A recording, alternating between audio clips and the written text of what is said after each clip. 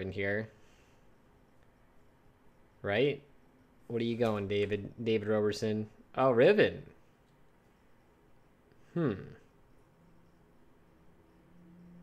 Damn, dude, that's some confidence, man. Feel like you got... Alright. You're like, yo, man. My Riven is uncounterable. I see, I see. Is that how he feels? I guess, like, if he's that confident, he feels his Riven's uncounterable. But I feel like the problem with this is, like... Now they get to... Yeah, they get to counterpick... Yeah, they get to counterpick your top laner, and your jungler gets pinched in this situation.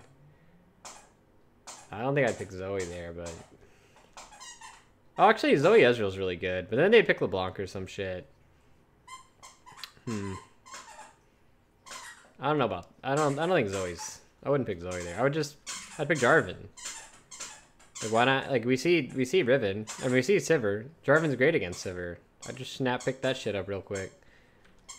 And then they ban... Yeah, then they ban the Jarvan. And then they ban LeBlanc. So now that means Zoe's, like, pretty high tier pick.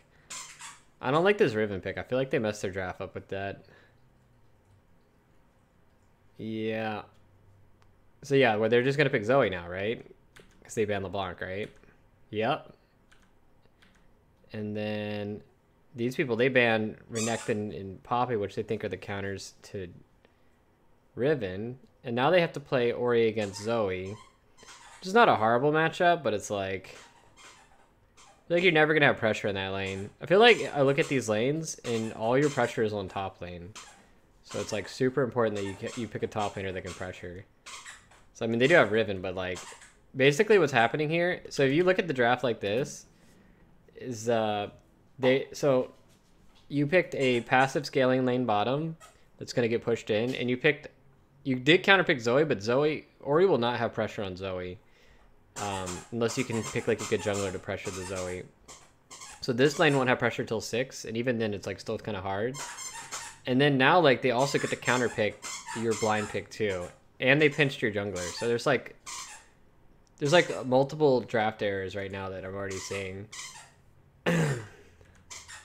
Yeah, so like they have Olaf. Like Olaf's okay against Sejuani, but I don't really think it's like it can't really pressure.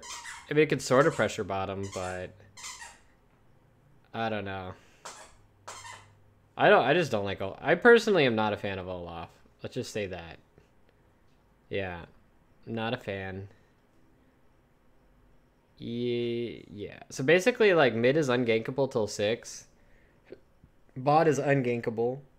Maybe with Alistar you can do something, but actually you could probably do something with Alistar and gank the. You could definitely gank the Sivir because she has TP. But that won't come till later. So pretty much like top is the most important lane in the entire game. And yeah. But like if you look at these matchups side by side, like this is a volatile matchup with like better gank assistance. And then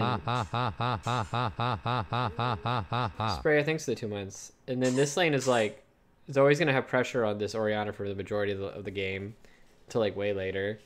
And then this lane is just going to, like, constantly push this lane in for pretty much, like, the entire game. So it's like... Actually, Alistar might be able to put pressure on Sivir, but I don't think Olaf will ever play bottom just because this top matchup is so volatile. So...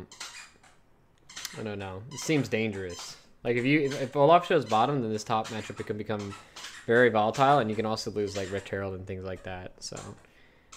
I personally think the Riven pick was like a gamble, and I don't like the top laner being picked in that particular situation. And then also on top of that, like I go back and look at this jungle matchup. Maybe I'm like a baboon, but like I would actually pick Kayn into Sejuani. I love Kayn against Sejuani. I think it's so good, but maybe that's just me.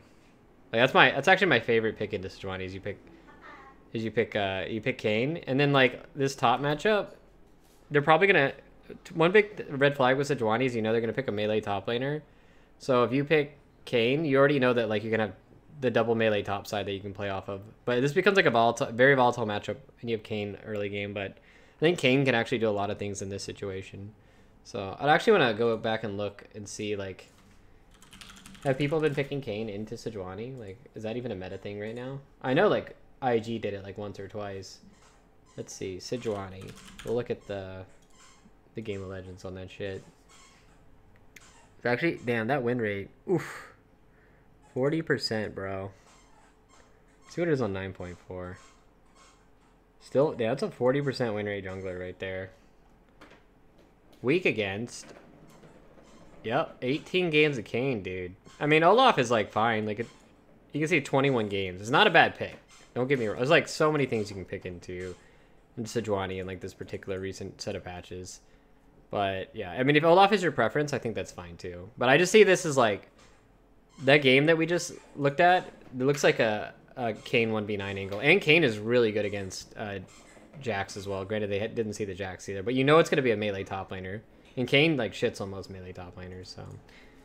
Also could have picked Nuno. Like, all these are fine picks, but it's just personal preference, I guess, so. I don't know. Anyways, we'll go back to this. Alright, so let's look at this game. Alright, so. Level 1. You probably can't do anything level 1. Enemy team has Braum.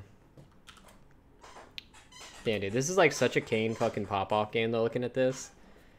Like, if I saw that enemy team comp, I'd be like, nice. It'd be melee top laner because they have Sejuani. If you play Sejuani with multiple range people, that doesn't seem like a good time, in my opinion. It's like not a situation you want to pick Sejuani. So, yeah.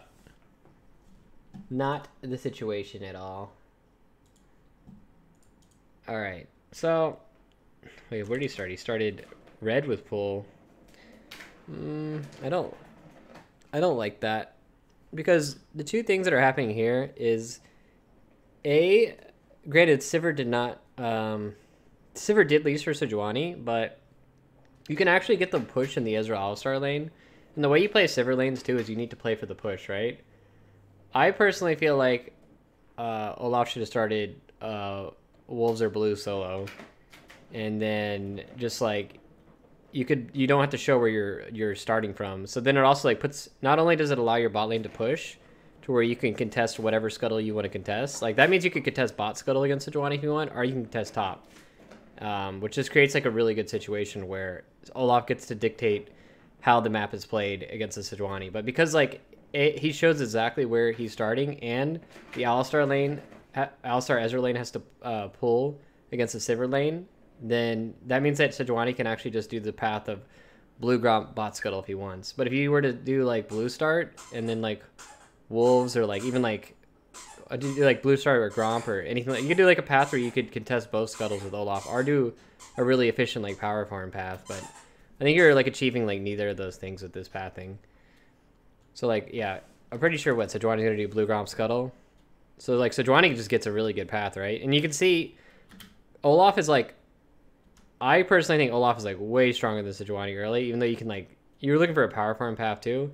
But like, imagine if Ezreal and Alistar were like pushing this bot lane in, which they would be able to do if they didn't have to leash. Then like, it'd be very dangerous for the Sejuani to go for this bot scuttle. So, don't think you can test both scuttles with the matchup? You definitely can.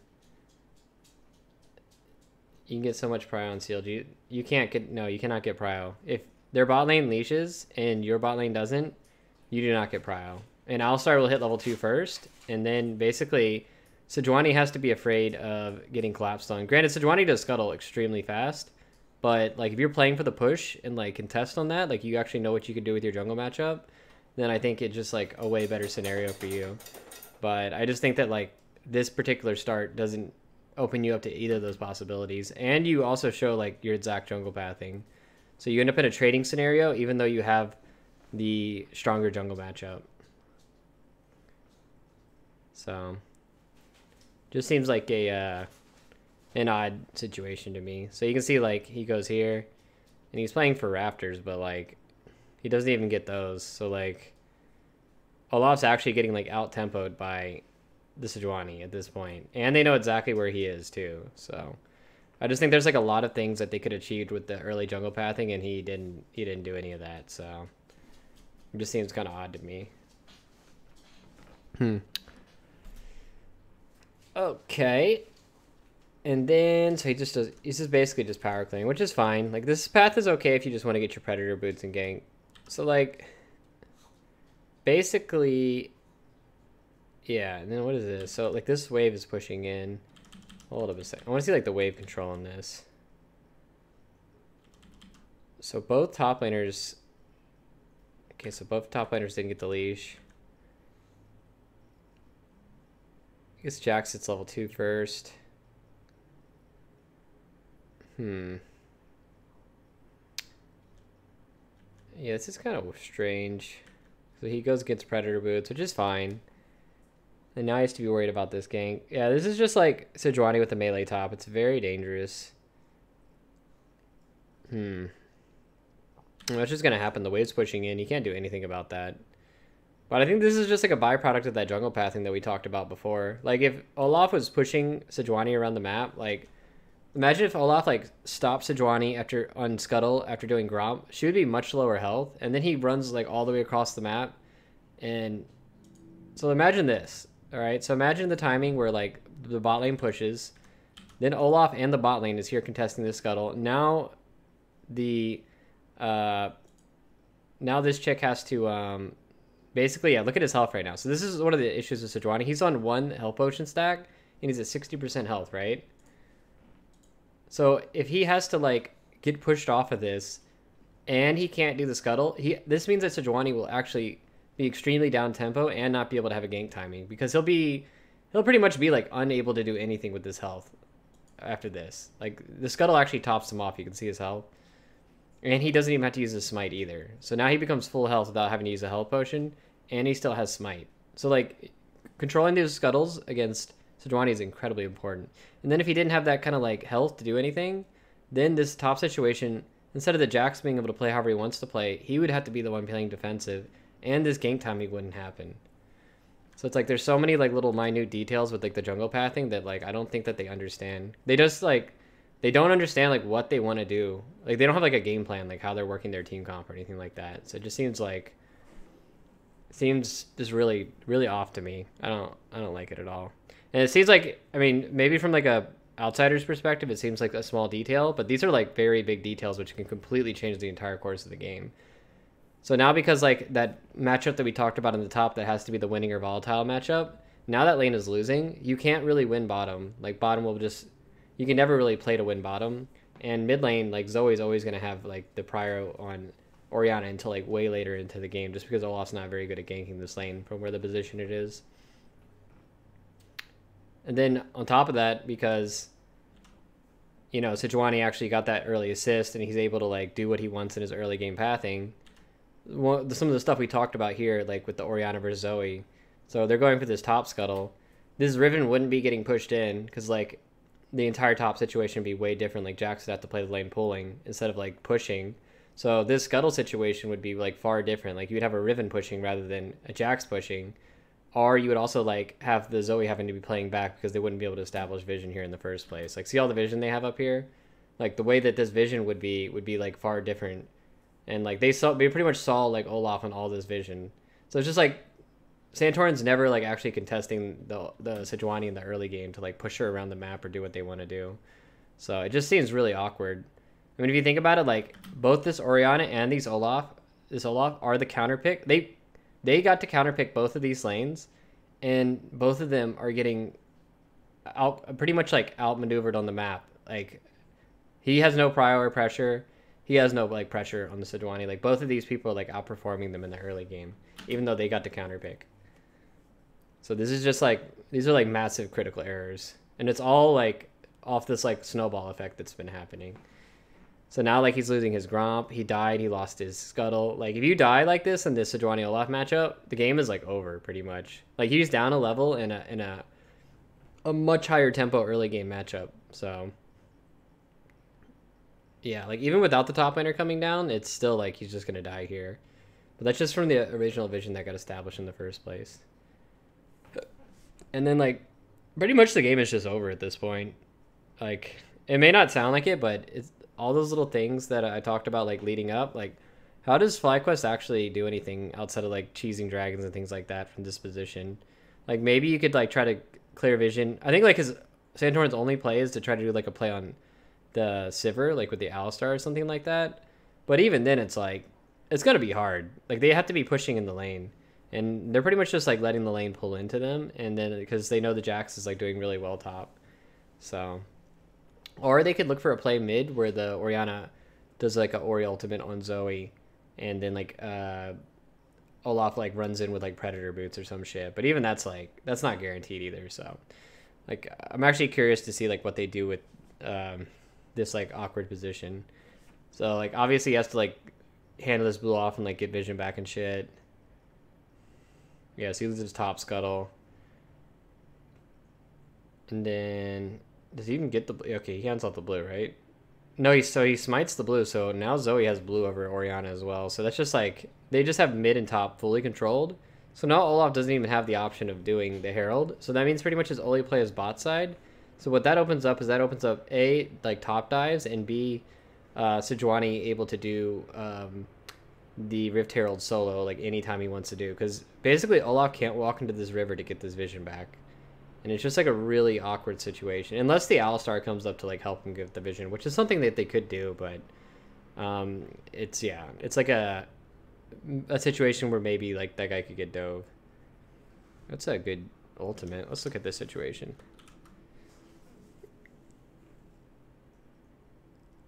So he has cleanse, that's good. Ulti's to Sejuani.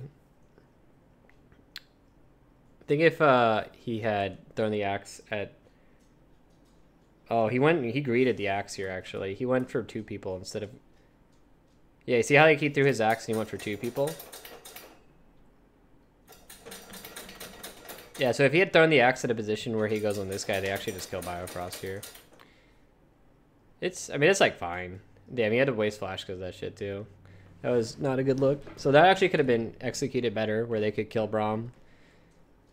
And then they could probably take back the top vision after that. But it looks like they take the bot vision, so...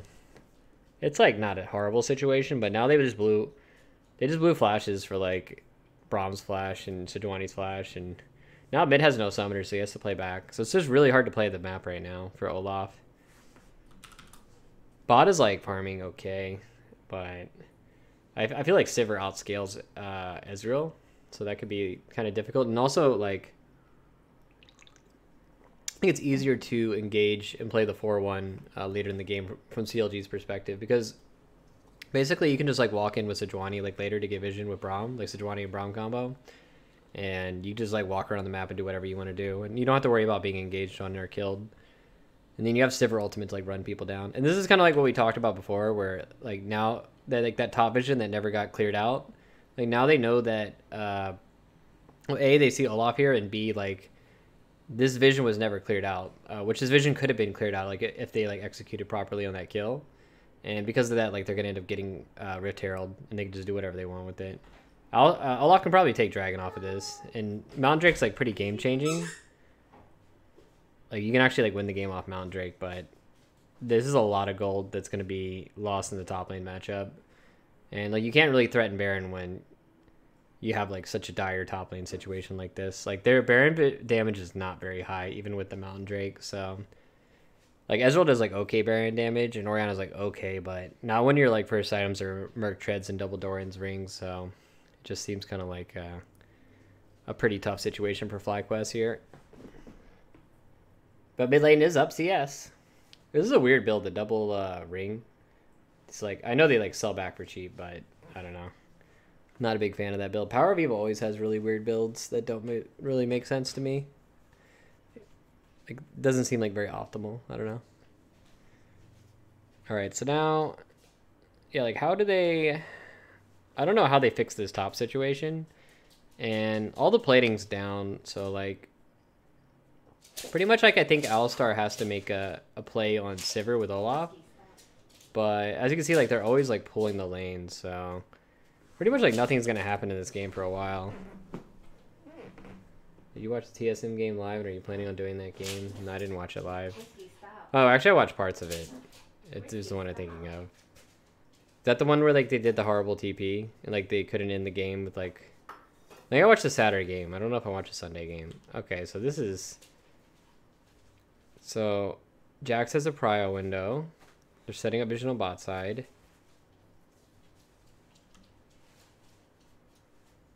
So this is just not right by FlyQuest. You can see like so basically like Olaf shouldn't be walking to top side here, and then also the bottom shouldn't be walking in. Like you can see like the separation of what they're doing. So like Olaf's moving out of the bot side jungle and the top side jungle, and then FlyQuest also has prio on bot lane, and they're going up river to like try to control vision when like Orianna's in base, and there's actually like even if Jax didn't TP here, like they don't even need Jax to like kill JJ here. Like. So basically, JJ would just die for free there, and then they would just take the bot turret anyways, even if Jax didn't TP. So that's just really stupid play by FlyQuest's bot lane in that situation. So, yep. I don't know.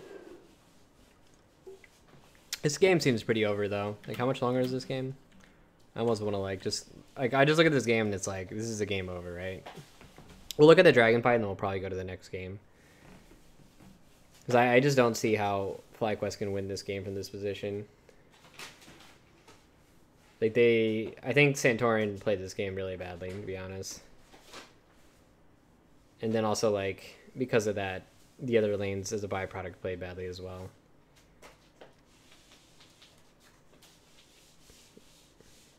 I didn't get to vacuum. It okay. Yeah. I mean, yeah, this game's just... They're what, 4,000 gold behind? So they're going to lose this dragon too, right? Yeah, I think like we'll just probably go to the next game here. This game looks like pretty over, right? You guys want to watch another game? Or you guys want to finish this game out? This game like looks like unwinnable from this position. Do you think this game could be blame on Santorin's mental from personal issues? No. Looks like poor planning to me. Like, I guarantee I could go through like I just think junglers in NA are not very good. And then like teams, I mean not to like flame Santorin, but like, I think he's good, but like you could tell as a team, there was no plan here. Like, so like let's say I start red, like what's my plan? You know, like what am I trying to achieve in this game? Like what are my counter picks gonna do against their picks? Like what are we gonna... Well, Viper is gonna die there no matter what. You like people don't understand like how important jungle pathing is as far as like how laners can play differently. Like that Sejuani shouldn't even be allowed to play the game in the early game. Like I guarantee if this was Tarzan Olaf, he would be like all up in that fucking Sejuani's asshole.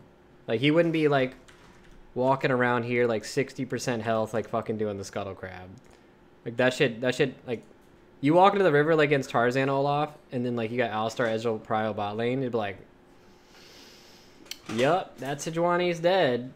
And on top of that, I don't think he has Q. Yeah, he doesn't even have Q, he has W and E. Like this motherfucker is dead. He is like dead to rights. So I don't know, man. I just don't see it. So, oh well. We'll go to the next game though. But this jungle pathing error actually just like hard griefed. And then also the pick ban where they put Riven here and then they I think these mid matchups, but like just this jungle pathing error created this top volatile matchup to be like such a loss for them. So anyways, we'll go to the next game.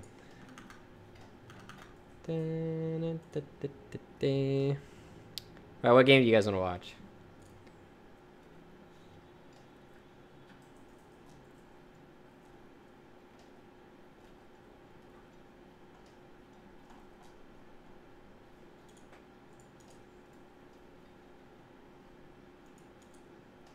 TSM versus C9.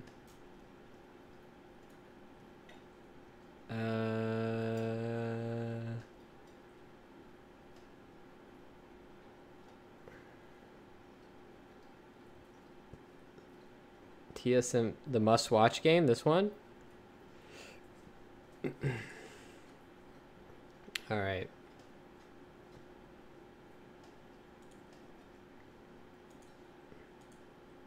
We'll look at the pick ban. Casio first pick. Very interesting. So, I want to